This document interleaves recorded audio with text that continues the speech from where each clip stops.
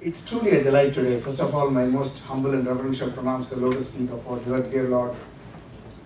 It's truly a pleasure today to have a person that, the way I would like to describe this, you have read the bio, I think, so you know the story, so I just don't want to repeat what is already there. But instead I thought I'll take it in the following sense. We are going to hear from somebody who's been truly blessed by Swami. In other words, he has several blessings. The first thing is, he was born into a family which was devoted to Bhagavan in the very, very early years. So that's a great blessing. And then to be raised by the family with Bhagavan is another blessing. So he has been very blessed doing that. And in that family, of course, it's not just an ordinary family. His father was the first president of the first Sai Center in Sri Lanka. And then his mother served the president of the Mahila Vibhag in Sri Lanka. But even more importantly, what I find is that when Swami in 1966 formed the first World Council, 75, the first World Council, 66 was the center, right? So 75 was the first World Council. And then at that time, he chose 10 people across the globe. Right? He chose, of course, Dr. Goldstein from the United States, and he chose Indulal Shah from India. And then he also chose Gangeyan's father, Mr. Balagangeyan, as one of the 10 people. And Swami basically said, go forth and spread my message. So that's a very, very important thing. Swami doesn't usually talk about spreading his message because he lives and people just follow what his message is by what they see in him. But in this situation, he made a special proclamation, go spread my message. And it's probably the very first time that he's probably told a group of people to do that. And so to have the association as a family member, as a dad and mom, that kind of a person is really a blessing. And then coming to the United States and starting the center in the Flushing Sai Center and being the president there, another blessing. And I've met the family. The family is really devoted to Swami. And I think the highlight of the family truly for me is Rami, his daughter whom we met. Oh, she's a firecracker, all right. So she's just an amazing young adult, and we had the fortune of meeting them a few years ago. And I was so impressed in how they have raised Rami. And so this truly tells you that they're a very blessed family. So that's a very important starting point. But even more important is that we are blessed. We are blessed because we are now going to hear from somebody who has had that kind of an association and being raised by Swami. And we are blessed because somebody who has had darshan, sparshan, and sambhashan, all three aspects of what you would want to have as an association with the Divine Lord, he has had the fortune of doing that.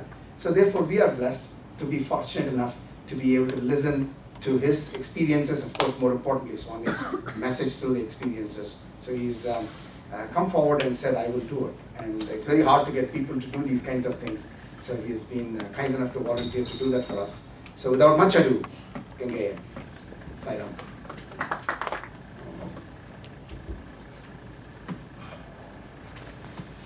My salutations and prostration to our Divine Lord and Master, Bhagavan Sri Sathya Sai Baba.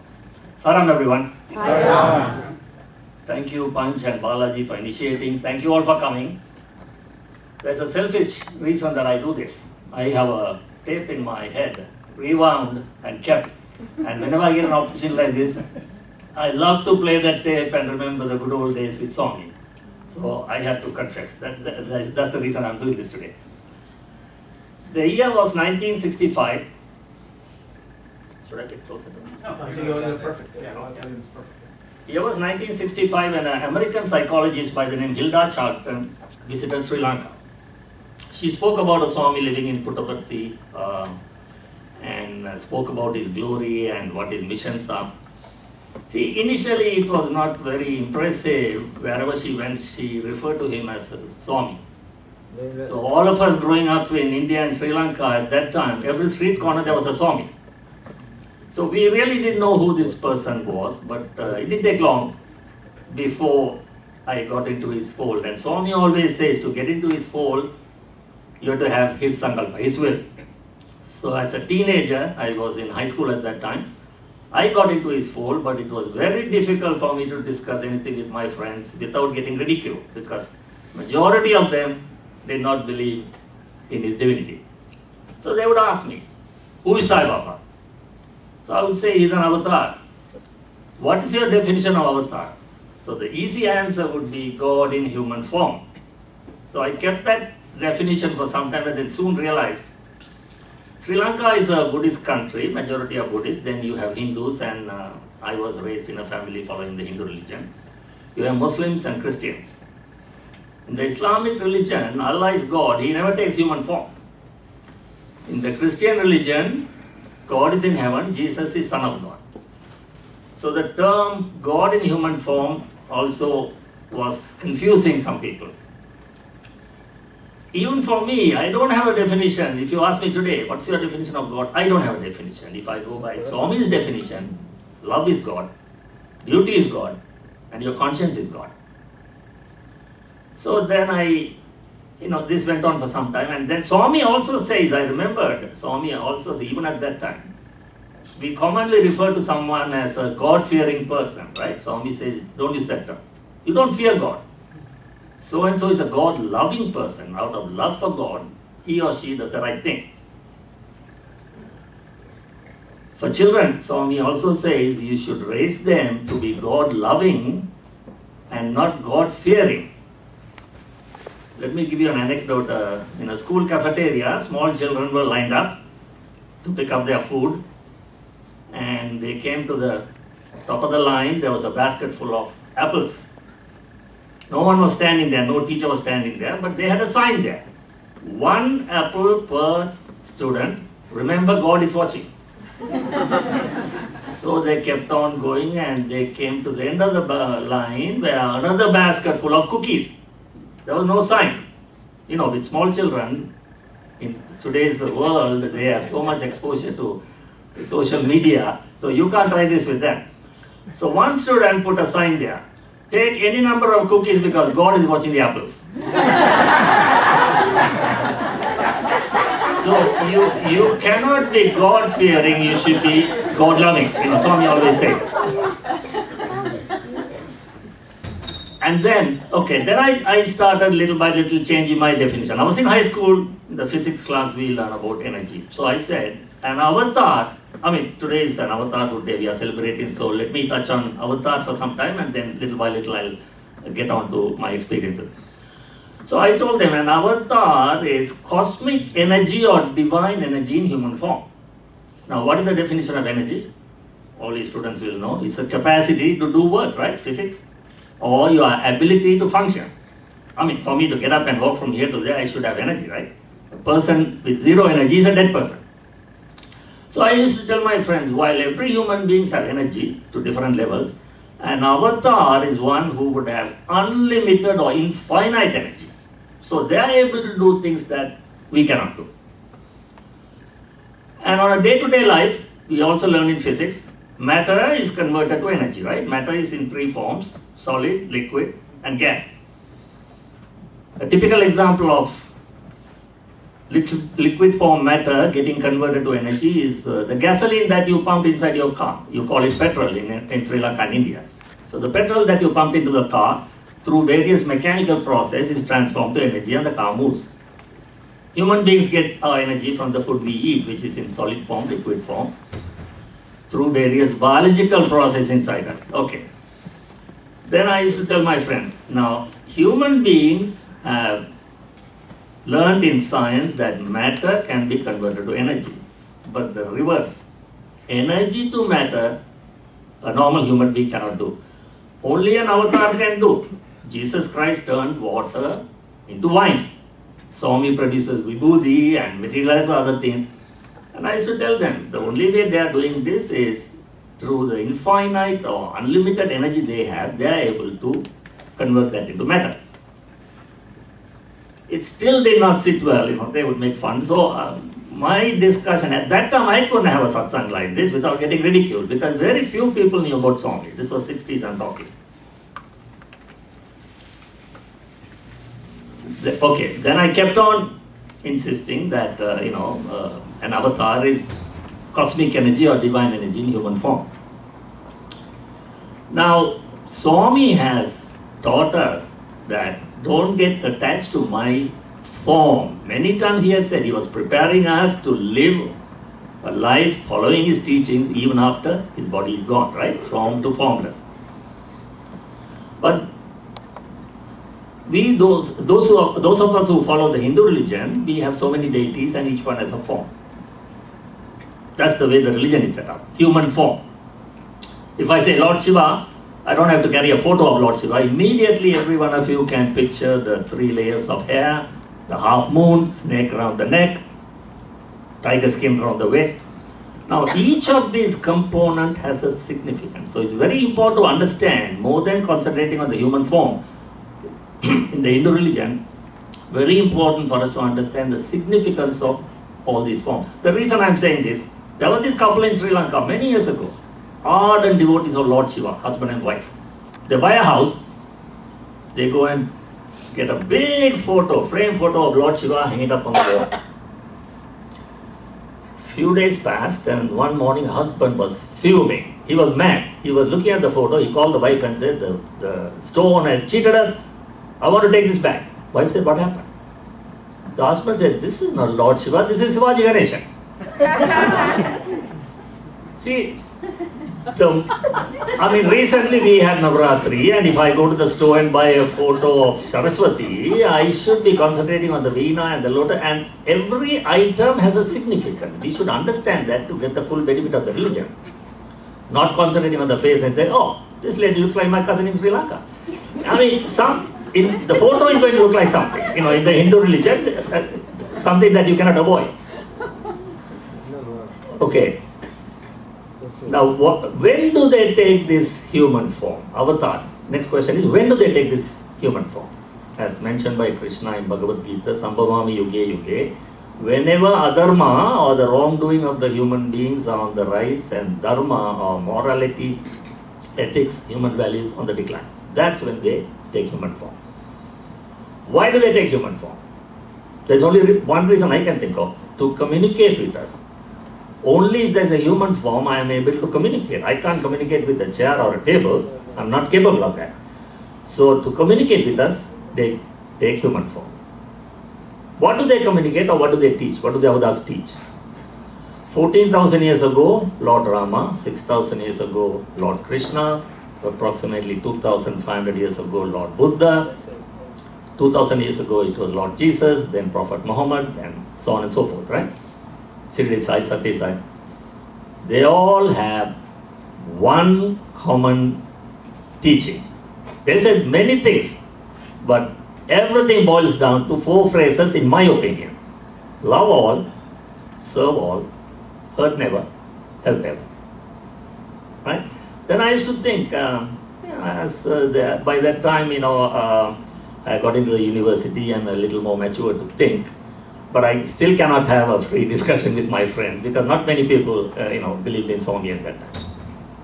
I used to think myself, when Swami says love all, selfless love, how do I love a stranger? I've been just introduced to someone, I don't know him, he doesn't know me. If I go one step further, how do I love someone who is constantly irritating me in the class? And he's making fun about Sai Baba and saying, hey Gange, you're stupid, you're following Sai Baba, what's wrong with you? How do I love a stranger who I don't know or someone who is irritating me? Soon, Swami helped me to get an answer. What is the definition of light? Don't go to physics, no particle movement, wavelength, I don't want that. Swami's definition of light. Absence of darkness is light. And absence of light is darkness. They are both interconnected, go hand in glove. If I walk into a dark room and use a flashlight to find an object, what am I doing? Removing the darkness on that spot. Or if I walk into a room filled with light and use a piece of paper to cover an object, that object becomes dark, right? So I'm removing light in one case, I'm removing darkness in that other case. Same thing. How do I develop love? It's not something that I can go in search of. Remove negative feelings in my heart and you're left with love. Again, reading Swami's literature, my parents' influence, everything. Now, what is negative feelings? According to our Lord, He calls it internal enemies. Your ego, your anger, your hatred, your jealousy, all that is negative feelings. If you remove that, you're left with love. How do I remove that? Then I read somewhere, I don't know, I'm sure some of you may know this, there should be a starting point to develop this love. So what is the starting point? Say again? If someone is irritating you, my starting point to develop love towards that person is pretend to love. I can't genuinely love because something is bothering me inside. Pretend. I'm acting, but I had to give a try. Pretend. Pretend to love. If I keep going without stopping, after a while, the first three letters pre will drop off and I will tend to love that person. Don't stop. Keep going till the T drops off and you will end to love that person. So this is something, to develop selfless love. The first step, remove the negative feeling. How do you remove the negative feeling? Do this.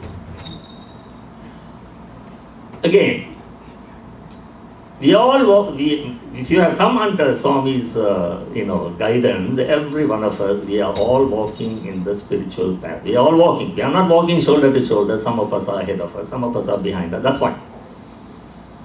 It is very important to do an evaluation constantly on how you are doing spiritually. Everything in life gets evaluated. In school, the students get evaluated by exams, right? Yeah, that's the only way to evaluate whether you are making progress. At workplace, your supervisor evaluates you quarterly, to see whether you are doing spiritual evaluation. Now, spiritual evaluation, always remember Swami says, we have absolutely no right to evaluate the other person. I can never say, oh, so-and-so have been coming to the center for 20 years, I don't see any change in you. Who am I to say? That is for him to say. Spiritual evaluation is self-evaluation. How do I do the self-evaluation? Every one of you, I'm sure you do it, so I'll share with you the way I do it. We are all walking in the spiritual path, and sometimes I fall down. When I fall down, no one is going to come and pick me up. Not even Swami. Swami will say, when you fall down, you wake up. You must make an effort to wake up. So meaning of falling down is now I am having this satsang, beautiful satsang, and then I, get into the car and I'm coming out of the driveway and somebody cuts me. Put the window down and I scream at him. Yo, who gave you the driver's license? You stupid fellow. Now what good is this satsang? I have fallen. That's what I mean by falling down. Suddenly, it can happen any moment. You fall down. At that point, I know I have to get up. Nobody is going to come and lift me up. So my definition of getting up is, immediately I have to think of Swami. How fast can I think of Swami and apologize to Swami saying that I have made a mistake? And then how fast can I get out of that negative feeling that arose? Next morning when I wake up, if I still think of the guy who cut me off the previous day, or next week when I, go to work, I still think of that guy and, fuming within me, I'm going to tell myself, Gange, you're still on the ground. You're still on the ground. You've got to get up and walk. So you've got to get it out of your system. The speed with which you get it out of your system is a yardstick to measure my spiritual growth. Every one of you have a different yardstick. This is mine. I'm just sharing my experience with you. Is it a good one, Balaji?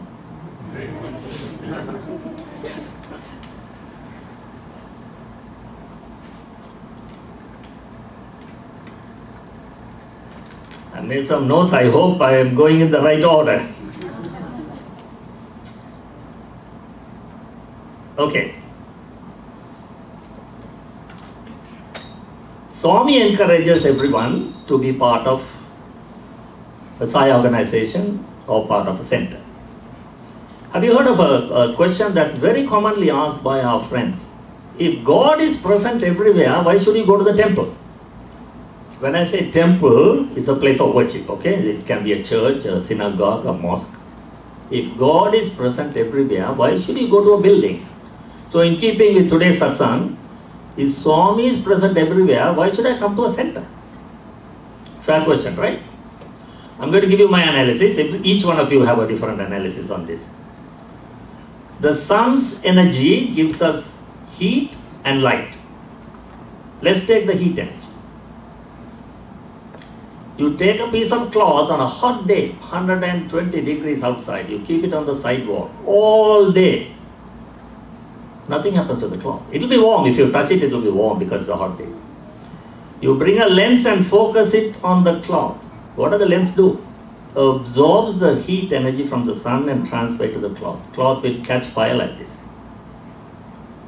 We are surrounded by Swami's energy, spiritual energy, divine energy. But when I come to a center, the activities that take place in the center, devotion, education, service, acts like that lens. It absorbs Swami's spiritual energy and transfer onto my heart. That's the reason why, if Swami is present everywhere, why I go to a center. Now, a broken lens will not do the job, right? You know that. You take a broken lens and hold it on front of the cloth, nothing happens.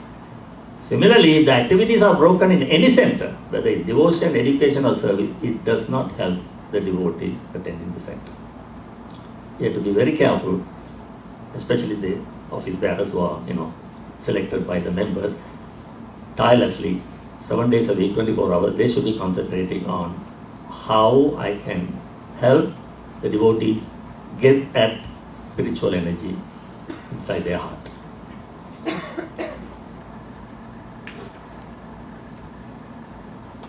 Okay, now, what are the activities in a center?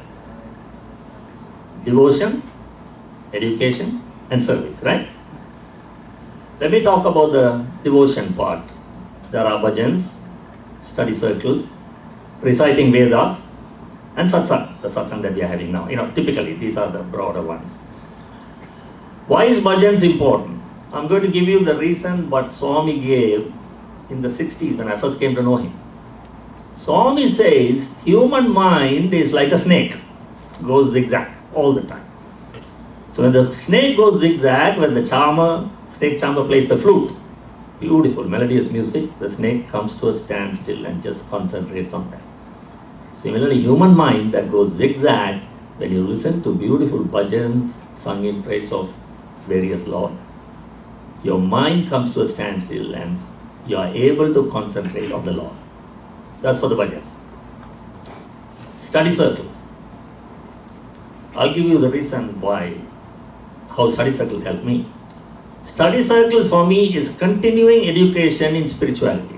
You know what continuing education is? I'm a professional engineer. I have my professional engineer's license from the New York State. To keep my license intact, I had to attend certain seminars, certain courses every year. And depending on the number of hours I attend, that's sent to Albany, the Department of Education, who will renew my license. Otherwise they won't. It's mandatory. And are they teaching anything new in these seminars or courses that I follow? No. Everything I learned in the university, which is in the back burner, is now brought to the front burner. I can't remember everything that I learned. So these seminars keep you in touch with your profession. If I tell you I was in Puttaparthi 20 years ago and Swami delivered a beautiful speech, what good is that? I can't remember what happened 20 days ago. How do I remember what happened 20 years ago? So all these which are in the back burner is brought forward by attending study circle, because constantly we are discussing various topics. Recital of Vedas. Swami said many times, when you sit down, close your eyes and listen to Vedas being recited, it produces so much of spiritual vibration around you. So this is my analysis. Swami has said this in many other ways. If you just sit down and listen to Vedas, just listen. Spiritually, you're getting a third-class pass. If you sit down and recite the Vedas with the proper pronunciation, spiritually, you're getting a second-class pass. If you sit down and recite the Vedas with proper pronunciation, fully understanding the meaning, you're passing with first class. So we are all in different stages, always aspiring to get to the next level. Agree, right?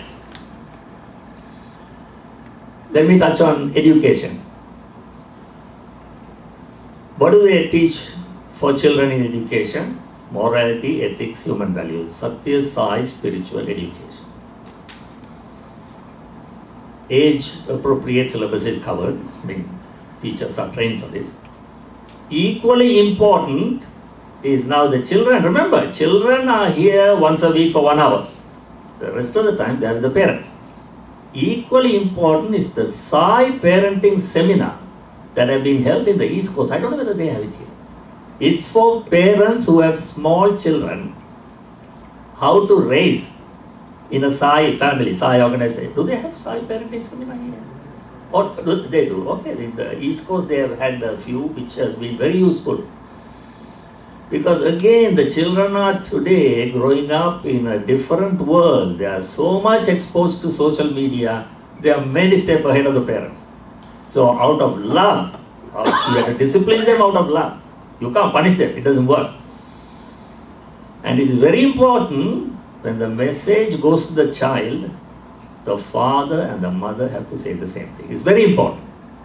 Father cannot say one thing and the mother. Husband and wife can have difference in opinion. It's very common in any married life. If you don't have difference opinion, then something wrong, right? You asked the right person. You asked the right person. Is Soumya here today? Oh! Soumya, I didn't start trouble, you know. He started. The reason I am saying this is, when you have small children, the father and the mother have to decide on what to tell the child, even if you have difference in opinion. Want to have another anecdote?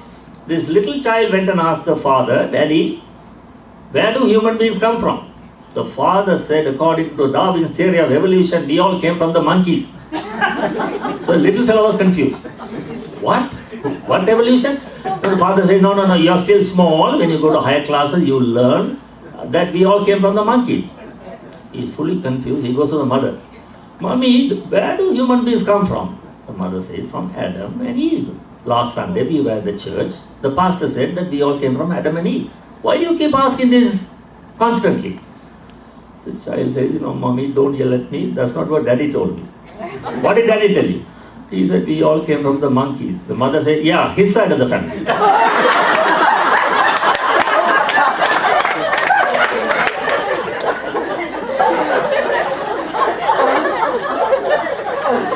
And it's also equally important for the parent to be a role model. Today's children, today's world, you can never tell a child, you do what I tell you and not what I do. Alright, you've got to be a role model. So another anecdote. This father with a small son, they are seated in a bench in a park. The son suddenly asked the father, Daddy, what does it mean when you say somebody is drunk? Father said, oh, what nonsense, who told you that word? Your drinking is bad and it can affect your health. Especially when a person is drunk, your vision gets affected. Everything you see double. And says, son, you see those 2 trees? When a person is drunk, you see like 4 trees. The son says, Daddy, there is only 1 tree there.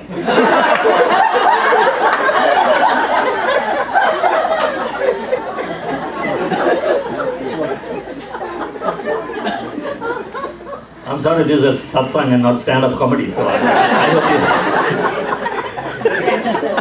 you... Sitting comedy. So it's very important the parent being a role model. So I just thought I would come out with these 2. The Sai parenting course, they teach you, they don't teach all the stand-up comedy, but they teach you a lot of things that the parents have to learn. Okay. Till 10:20? Service. Now, why is service important?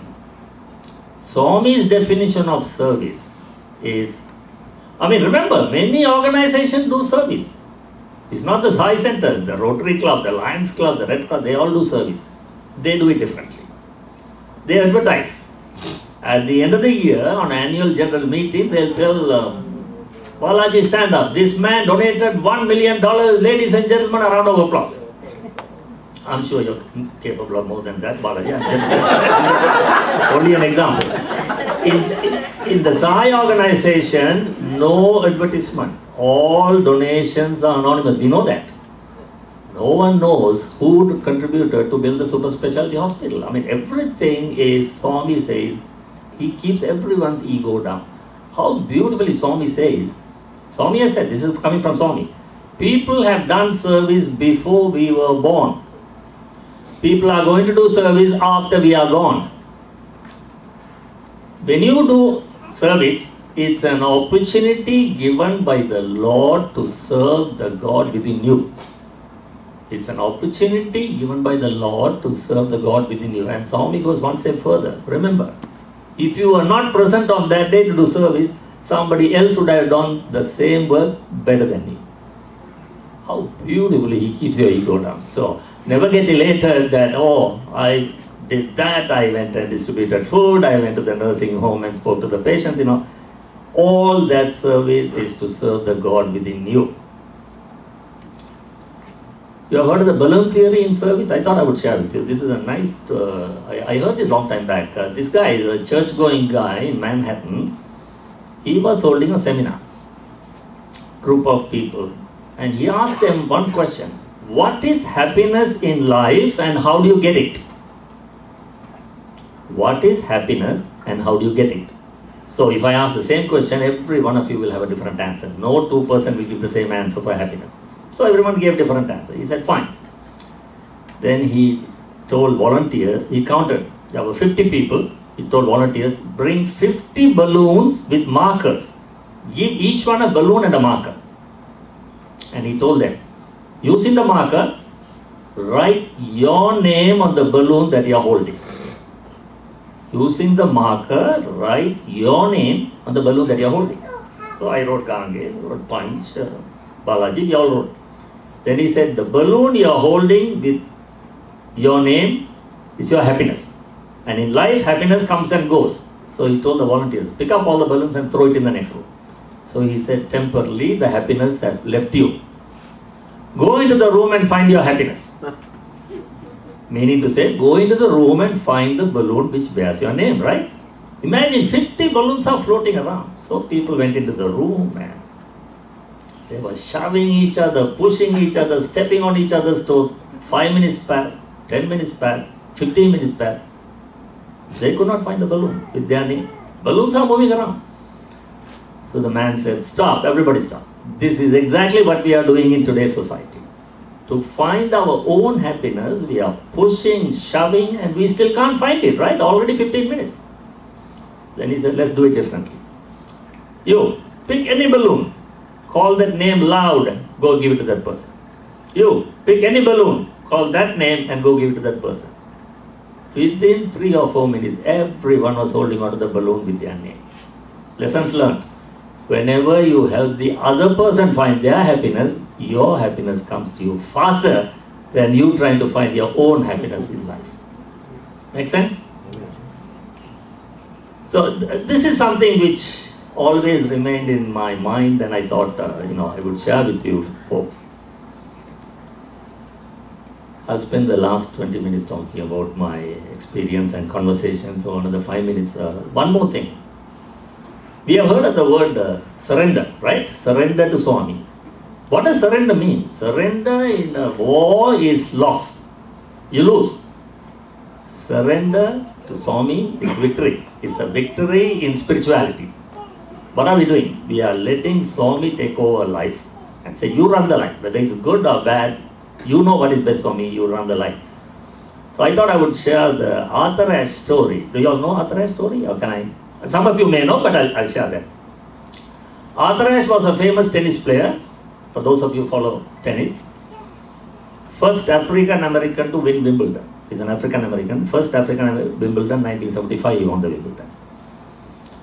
When he was a church-going guy, he used to participate in Bible study, very spiritual life he led. He underwent heart surgery. And during surgery, he started bleeding and they transformed tainted blood. Early 90s this happened. They transformed tainted blood and he developed AIDS. And he was put on hospice. After a while, doctors tried everything, he was put on hospice. One of his ardent devotees wrote to him, why did God pick you to go through this. Exact word. Why did God pick you? This man. This is what he calls surrender. His answer to the devotee. He said, in this planet, millions play tennis. However, thousands get into professional tennis. Millions play tennis, thousands get into professional tennis, competitive tennis. Only hundreds end up in Wimbledon. And in 1975, when God picked me, he doesn't say when I won the Wimbledon. When God picked me to win the Wimbledon, I was holding the trophy and I looked up and said, thank you, God. I did not say, why did you pick me, God? And now, millions are infected with AIDS virus in this planet. Thousands end up in the hospital. Hundreds are put on hospice. And now God has picked me to go to Him. So if I look up and say, God, why did you pick me? I should have done the same thing when I won the Wimbledon. This is double standards. So I'm going to say, same thing. God, thank you. This is what you call surrender. I mean, I can't think of a better example. This is a true story of a man who really lived a spiritual life, and very unfortunate that the surgery led to this. Okay, can I continue with conversation with Swami in the many interviews I had? Balaji, can I?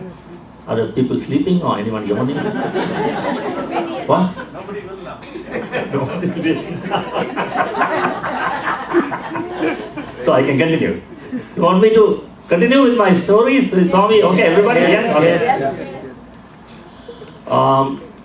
1966 we formed the Sai Center in Sri Lanka, and 1967 my mother, who was in her early 40s at that time, fell ill.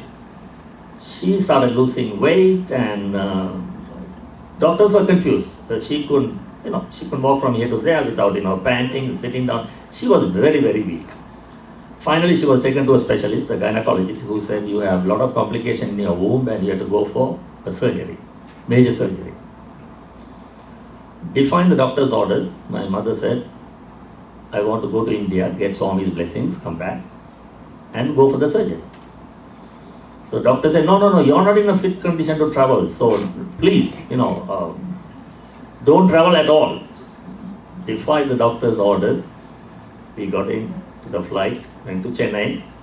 Those days, if you want to go to Puttaparthi, you fly to Chennai. Colombo to Chennai, you fly. Then you take the Brindavan Express to Bangalore. Then you take a bus to a place called Penugonda. If you are lucky, the connecting bus will come within an hour and a half or 2 hours if you are lucky. And then you go to Puttaparthi. So you leave Chennai in the morning, you reach Puttaparthi at night, 10 o'clock. With the patient, we dragged our mother, my father, my mother, my sister, me and my brother. The 3 of us in the family. We arrived in Puttaparthi 10th of January 1968. Swami called us for an interview on the 13th. Now, every conversation inside the interview room was in Tamil. I know some of you don't, or most of you don't understand Tamil, so I'm going to say Swami said this in English. But remember, I'm doing the translation and Swami spoke in Tamil, okay? We went into the interview room. For those of you who have gone into the Puttaparthi interview room in the 60s, when you enter the room, on the right side, there is this Swami's chair. And we thought, Swami is going to sit on the chair. When we entered, we are already getting ready to sit on the ground, thinking Swami will sit on the chair. He said, no. He took us onto the left side, there's a curtain, and the steps go up, and on the balcony, Swami comes and gives darshan. Those days, there was no cycle or thought. There was just open balcony. You were not even born, so the man is nodding. What? Oh, he should be. So Swami took us into the landing. When I say landing, where the steps come and end. There's 5 of us and Swami. Hardly any room to stand there. I positioned myself just to the left of Swami. Swami, me, my mother, my sister, my brother, my father. My father was on the right of Swami. Swami looks at my father and says, I'm sorry, I'll tell it in English. What's going on? So my father pointed at my mother. Swami said, I know everything. Doctors don't know anything. Swami, I'm sorry, I'm not saying this. I know everything. Doctors don't know anything. And then he said, this is what the gynecologist, everything the gynecologist said, Swami repeated, that you have this, you have that, you have nothing. He folds his sleeves, he materializes vibhuti, gives my mother. When you are in Puttaparthi, divide this into 3 portions. When you are in Puttaparthi, every morning when you get up, divide 1 portion in a glass of water and drink it. For 3 consecutive days, your surgery is done. That was a very memorable interview for me for 2 reasons. I was to the left of Swami, I said. You know how close I was standing? When Swami was moving his head, his hair was brushing on my cheek. Even today, I get goosebumps when I think of that. I thought this may be disrespectful, and I was trying to, lean on my mother. I thought, for a moment I was enjoying, I stood. And then I thought, let me move a little to the left. My mother didn't know why I was doing that, she was pushing me back. Anyway, and then, having cured my mother, I was in first year college, very playful. I was interested in film songs, and we used to perform on stage with harmonium, tabla, singing film music, and I get selected to sing most of the time. Go play cricket, cut lectures. With great difficulty, I got a place to do engineering in the university. That time it was very competitive. To get a place in the university was very, very difficult. Whether it's engineering, medicine, because there was a limited number of seats available. So my parents were very worried. But the main reason we went was because of mother's health. So having cured my mother, Swami looks at me as if he doesn't know anything. What are you doing? So I said, Swami, in Tamil I said, I'm studying to become an engineer. I need your blessings. Huh? You have my blessings to become an engineer. But to become an engineer, you have to study every day. I opened my big mouth. I was in my late teens. I opened my big mouth and said, yes, Swami, I study every day. Immediately my mother looked at me and said, that is not true. Swami looks at my mother and said, Konjai Ramma, na em payan kuda pesren. Translation. Wait a little, Amma, I am talking to my child. Now this is my real mother telling my biological mother, stay out of this. I'm talking to this child. And he looked at me and said, what did he say? Oh my gosh. It hit me like a bullet. I knew I had told a lie in front of the God who created the universe. I thought I was in college when the professor says, did you do your coursework, homework? Immediately your answer is yes, right? And even if you are not done, later you can do. You can give some story and get away with it. What did you say? And I, in a very low voice, I said, Swami, I said, I study every day. I know what you'll do. You want to know? Oh my God. Now you're going to repeat it in front of all my family. I mean, they know. You are interested in music, you want to sing, you are interested in sports, playing cricket and all that. And when you have time, little time, you open your engineering books. That's all. Then he looked at me from head to toe, he looked at me and said, do you eat every day? I mean, I was a skinny guy even then. I didn't know why he asked. I said, yes, Swami. Swami nodded his head and said, studies is like eating. If you eat every day, you study every day. I mean, I tell this to students, Swami says, studies is like eating. If you guys eat every day, you must study every day. This is what Swami says. Swami says, you do your best and I'll do the rest. That's what they all. And then he said, in Sanskrit, I didn't understand. My father translated when he came out of the interview room. Yattana prayatanamu manava dairamu jayam abhajayam deivadinam. It's the duty of the man to give the very best in what you undertake. Jayam abhajayam deivadinam. Whether you succeed or fail is in the hands of God. That's in the hands of God. And then we came back to Sri Lanka, and now we had to break the news to the gynecologist. So my mother, now the woman who was staggering to get into the car to go to India, now she comes back, gets off the car, runs to the telephone, picks up the phone. My father, what are you doing? No, I want to call the doctor and say, I'm not coming for surgery. My father says, hold on, we can go and see him. She was determined. She picked up the phone and said, doctor, I'm cured and I don't have to come for surgery. I just came back from India. Doctor almost thought, this is the wrong field. This is not gynecology, this is psychiatry. So he was very angry. He was very angry. He said, I can't lose my license. What nonsense is this? So my father spoke to him and said, we'll come and see you, doctor. We just arrived, we'll come and see you. He told my mother, just relax. Then they went to the doctor, and then my father convinced the doctor, I'll bring her for regular checkup. If you feel the need for surgery, that's fine. But my mother never went for the surgery till she passed away in year 2012 in Connecticut. It was 100% cured. And for me, my grades started improving. I started studying. Finally, I became an engineer. Next year was 1969. We went to Puttaparthi. Now, this was a very memorable, not Puttaparthi, I'm sorry, we went to Whitefield. This was a very memorable year for me. First few days, Swami didn't come out at all in Whitefield. They said, the volunteer said Swami has taken someone's illness and he's not going to come out for a few days. 1969, August. One day, Ishwarama came out. I have had several Pada Namaskaram from Swami. There's one Pada Namaskar that I'll remember the rest of my life is the one I got from Ishwarama. So we all ran, our family. Now she only spoke Telugu. We spoke Tamil and English. So anyway, we managed to have Pada Namaskar, and when I bent down and touched her feet, she bent down and she was, I had head full of hair. She put her hand inside my hair and she was just playing with my hair. I can still remember that was a very, very memorable Pada Namaskar from Ishwarama. Few days later, Swami came, called us for an interview. So we went in. It so happened that Swami was seated in the chair in Whitefield. On the right side was my father, my mother and my sister. On the left side was me and my brother. He looks at my parents and my sister and say, daily bhajans at home, right?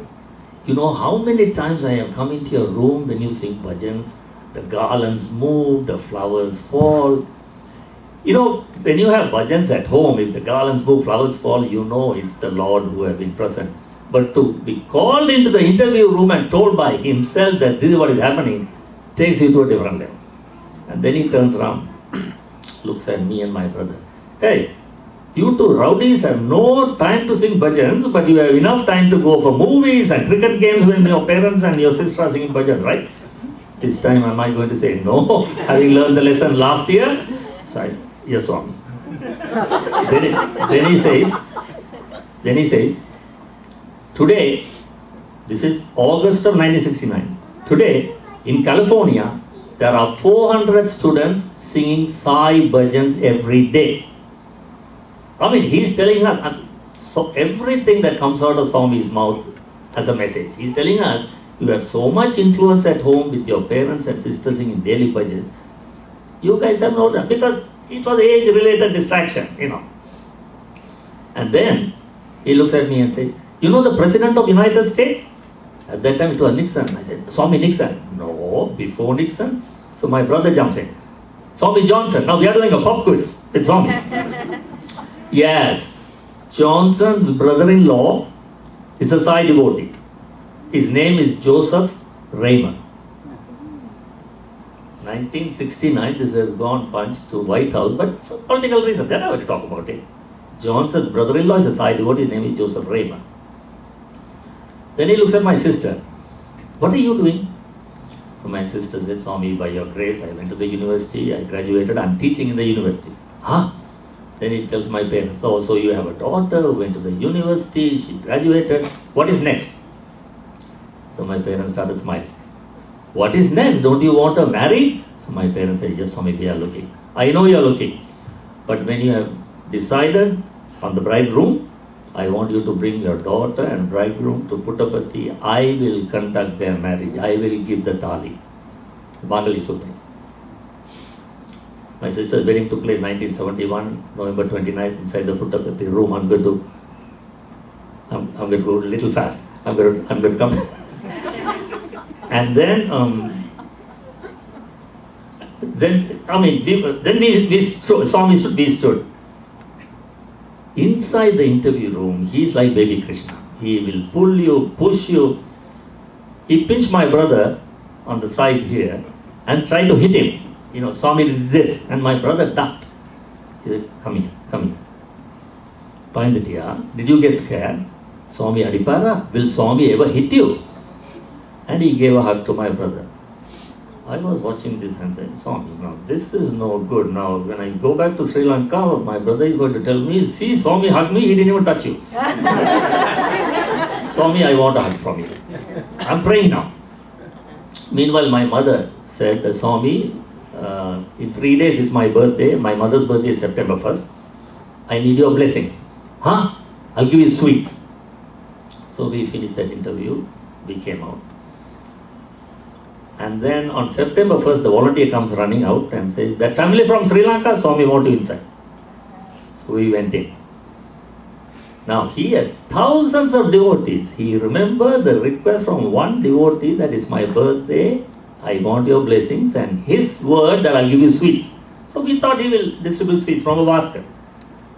We go in. He waves his hand, closes and opens, powdered Mysore pak. He started distributing. He started with my mother, he distributed to everyone, and he comes to my mother and says, it's your birthday, second share. The moment it touched the palm, it was warm. Like Mysore, that it was cooked in an oven in heaven. That's what I call it. It was warm when it touched it. Powdered Mysore pak.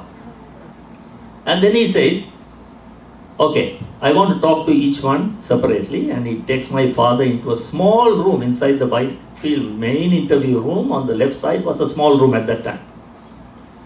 He takes my father first, they discuss about, center issues. Then my mother went. Then my sister went. Up to now, we have not asked each other what did Swami tell you inside the interview room. Anyway, then my brother went. I went last. But I can share. He said, okay, now you have started studying and your grades have improved and everything. And then he moved the curtain, and when we were coming out, he was hugging me sideways. So I looked at my brother. I was praying for a hug, and I got the hug. When you pray anything that you want, he gives it. He gives it. And then next year, the following year, I'm going to go a little fast. The following year, that 1970, we went again. And then Swami called us for an interview, and then looked at my father and said, so, you're making progress with your daughter's wedding? So my father says, Swami, we have a small issue. I know, you have selected on a young man, he's a doctor. He has a younger sister who is not married. So his parents are saying, till the younger sister is married, this wedding won't take place.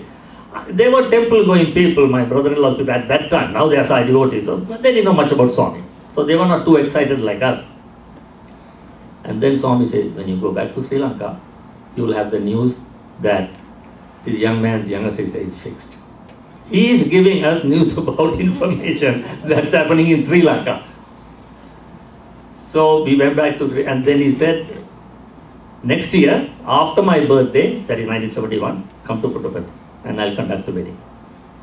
We went back to Sri Lanka, got the news that my brother-in-law's younger sister was married. So the path was cleared for him. Next year we went soon after Swami's birthday to Puttaparthi. My brother-in-law is, his sister's husband, his two brothers, their wives. There were 20 of us, my aunt, uncle. Swami called us into the room. He materialized the thali for my sister. He waved his hand, closed and opened. On a lotus flower, goddess Lakshmi is seated, with two elephants on either side, with the trunk raised and the beads hanging. The pendant was almost as big as his palm. So beautiful. Then he materializes the yellow thread, came all tangled, and he puts it through the pendant. Swami is on the chair, my brother-in-law is on the ground, my sister is on the ground on this side. He gives to my brother-in-law and says, tie it round. When my brother-in-law was tying it round, Swami stood up. He held one hand on top of my brother-in-law's head, one hand on top of my sister's head. Rice was falling on their head. And he was reciting what a priest would recite in a wedding. Swami kept on reciting. He didn't take any shortcut. He went on and on and on. And then Swami sits down and says, now you're husband and wife. He looks at my sister and says, oh, husband parent, what is your husband's name? So my sister smiled and said, very softly, Swami, his name is Sivaloganathan. Huh? Louder. So, his name is Sivaloganathan. Yama, ni Tamil pondu dane? Purushan per sollamo. Translation, I don't know how to translate this. You know, in the South Indian culture, the wife doesn't call the husband by the name. So, they feel it's not respectful. He's asking for the name, and the moment she mentioned the name, Swami is saying, how dare you mention your husband's name?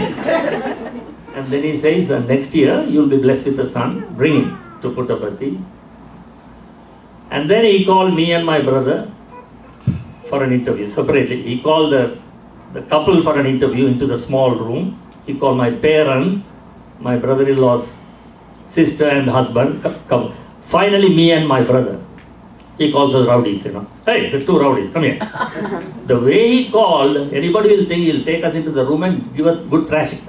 But he closed the curtain, only me and my brother is standing there.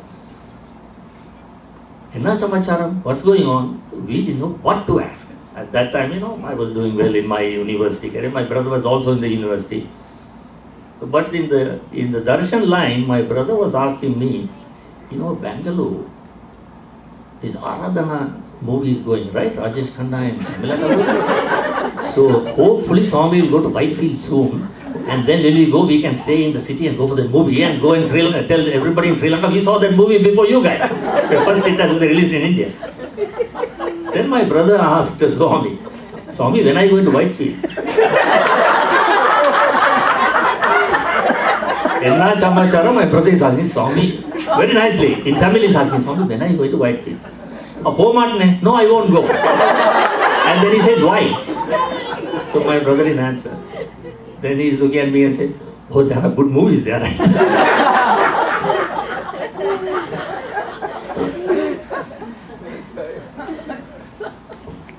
I can keep going, you know. So I described my sister's wedding. That was the highlight, which you know, I want to tell you, and few other. We have had few other interviews after that, you know. Well, Swami says, Swami is a disciplinarian when it comes to time. Okay. I think I have had my share, and I thank you everyone for giving me this opportunity. Thank you very much, and Sai Ram.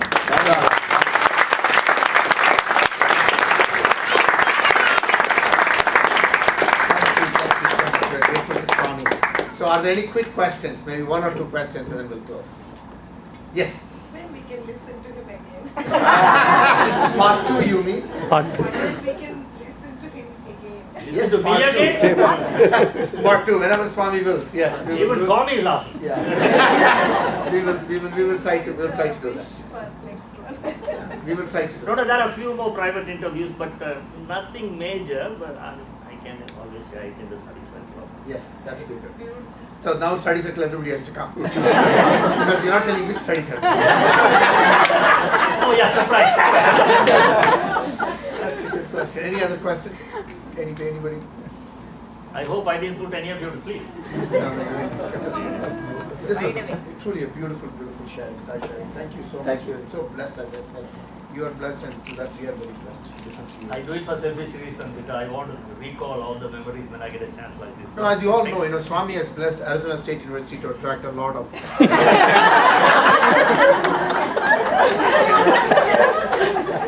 He has also blessed a lot of youngsters to move here, and there are many of them in the center now. And through that, many children who have born here and are part of the center here. But now, there's a sudden wave of blessings that Swami is giving by having people who are elder devotees from across the country moving here to Arizona. And so we are blessed, triply blessed, as I would say. ASU first, and then the children through the various people working in various companies, and then the families, as well as, we're delighted to have elders like Gange, Brother Gange, and their families. So I think we should be most grateful to our dear Lord for giving us this wonderful satsang and many more satsang in the future. Sai Ram. Sai Ram.